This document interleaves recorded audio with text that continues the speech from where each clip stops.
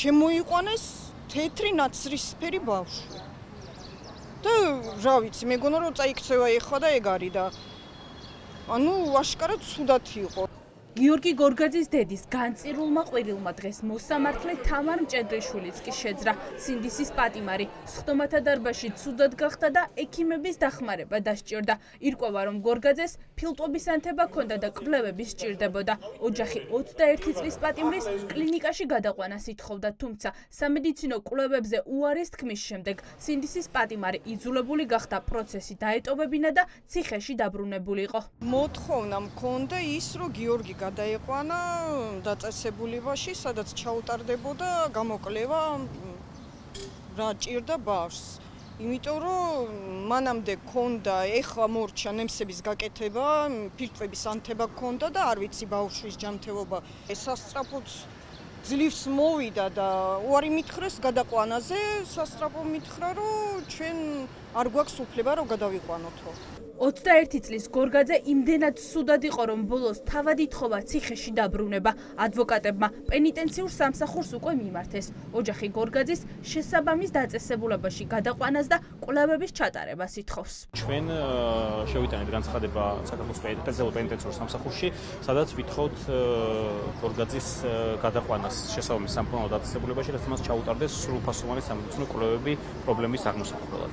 ექსპერტის ვალერიან მესხის გამოკითხვა გიორგი გორგაძის გარეშე გაგრძელდა. პოლიციის პოლკოვნიკმა გუშინ ჩვენება 11 სინდისის პატიმრის საქმეზე მისცა. ირკვევა რომ ვიდეო კადრების მონტაჟის შესახებ ექსპერტმა ინფორმაცია გამოძიებას 8 პირის საქმეშიც დაუმალა. მეტიც მოწმემ ვერ დაასახელა რა მეთოდოლოგიით ამოიცნო ბრალდებულები ვიდეო კადრებიდან. Გავანდელი მოწმის მიერ მიცემული ინფორმაციას შეიცავს ძალიან ბევრი კითხვის ნიშნებს, რომლებიც ჩვენ ვერ მოვისმინეთ დღეს დამაჯერებელი პასუხი. თვითონ აღინიშნა, რომ ჩაადარა იერსახის გამოსახულებასთან დაკავშირებით, გულევა მონტაჟის კვალთან დაკავშირებით, რომლებიც არ იყო ასახული ამავდროულად დასკვნაში, რაც ევალებოდა რომ უნდა მიეთითა დასკვნაში. გამოძიებას ჰქონდა შესაძლებლობა რომ დაედგინა კომპიუტერული ექსპერტიზის ფარგლებში მონტაჟისა და ზემოქმედების კვალთან დაკავშირებით დაესვა კითხვები ექსპერტიზისთვის, შესაბამისი სპეციალიზაციის მქონე ექსპერტისთვის და ამის შემდეგ ჩაეტარებინა ჰაბიტოსკოპიური ექსპერტიზის დასკვნა. მხილება სასამართლო დარბაზიდან ნარკოდანაშაულის საქმეში საპატრულო პოლიციის ახალი შეფი ლევან მაისურაძე ფიგურირებს. ექიმი ახობაძე ამბობს, რომ მისი დამკავებელი პოლიციელი გიორგი გურეშიძე პირდაპირ ხაზზე იყო ლევან მაისურაძესთან და სავარაუდოდ ბრძანებებსაც მაისურაძე გასცემდა. ირკვევა, რომ აქტივისტს ბიოლოგიური ნიმუში ორჯერ ძალის გამოყენებით აუღეს. მანქანიდან რომ გადმოვედი, ერთი ნაბიჯი რომ გადავდგი, 7 პოლიციელი ჩემსკენ გამოიქცა. გიორგი გურეშიძე იყო პირველი, ვისთანაც კონტაქტი მქონდა. მიმაყუდეს მანქანაზე, წინა მარცხენა ჯიბეში ვიგრძენი ხელის ჩაცურება და უცებ ამოღება. არ ვიცი, შეიძლება გურეშიძემაც ქნა. გურეშიძესთან მქონდა საუბარი. ასე როგორ წირავთ ადამიანებს, რა ჩამიდეთქო. მეუბნებოდა ყველაფერი კარგად იქნება, ნარკოლოგიურში გადაგიყვანთ და თუ არაფერი იქნება გაგიშვებთო. ჯიბეს რომ დავხედე, დავინახე რომ რაღაც იდო.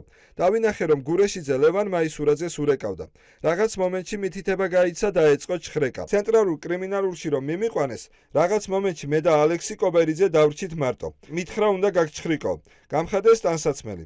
იღლიაში მოქმედებდა, ხელებს მისვამდა. იგივე საკეთებდა, რაც სანაპიროზე პირის ღრუში გამიკეთეს. ვუთხარი, ვიცი, რასაც აკეთებდა, მომეცი ეგ ხელთათმანებითქო და გავიდა ოთახიდან იმ ხელთათმანიანად. ახობაძემ მოსამართლეს უთხრა, რომ პირის ღრუდან ნერწყვის ნიმუში ძალის გამოყენებით აუღეს. ცენტრალურ კრიმინალურ პოლიციაში კი მას იღლიდან დნმ ნიმუში აუღეს. პროკურატურას შეკერილი საქმე ჩამოეშალა, ამიტომ საქმის პროკურორმა დასკვნით სიტყვაში ახალი გარემოება დაამატა. გობეჯიშვილი ამტკიცებს, რომ ახობაძე სანაპიროზე იყო გაჩერებული და სავარაუდოდ ნარკოტიკს ეძებდა. ბრალდების მხარემ შემოგთავაზა ვერსიები, რომ თითქოს გიორგი ახობაძე იყო გაჩერებული სანაპიროზე, როცა რეალურად გადაადგილდებოდა და საპატრულო პოლიციის ავტომობილმა გააჩერა და თითქოს მიანიშნა იმაზე, რომ შესაძლებელია ნარკოტიკულ საშუალებას ეძებდა. ეს არის სიცრუე და არც ერთი ფაქტი დადასტურებული. ასევე ვერ გამორიცხვა ჩვენს მიერ მიწოდებული საექსპერტო დასკვნის დაკითხული ექსპერტის მიერ მიცემული ჩვენების უტყუარობა ვერ დააყენა კითხვის ნიშნის ქვეშ. გიორგი ახობაძის საქმეზე მოსამართლე რომეო ტყეშელაშვილი გადაწყვეტილებას სავარაუდოდ 22 ივლისს გამოაცხადებს. 11 სინდისის პატიმრის საქმეზე კი ჯერ პროკურატურას მოწმეების გამოკითხვა არ დაუსრულებია.